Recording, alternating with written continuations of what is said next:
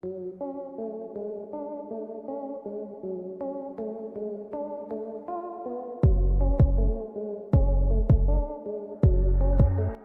হয়েছে জিনিসটা কখনোই শোভনীয় নয় এবং আমি এটাকে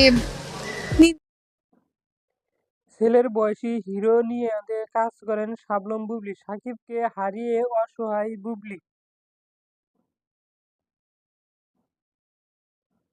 বর্তমান সময়ে ইন্ডাস্ট্রির মূল নায়িকা হিসাবে গণ্য করা হয় শাবনূর বুবলীকে, কিন্তু সময়ের ব্যবধানে সেই বুবলী কি কাজের অভাবে ভুগেছেন কিনা শাকিবকে হারিয়ে কাজের দিক থেকে একজন অসহায় নায়িকা মনে করা হতো অপু বিশ্বাসকে, কিন্তু ইদানিং বুবলীর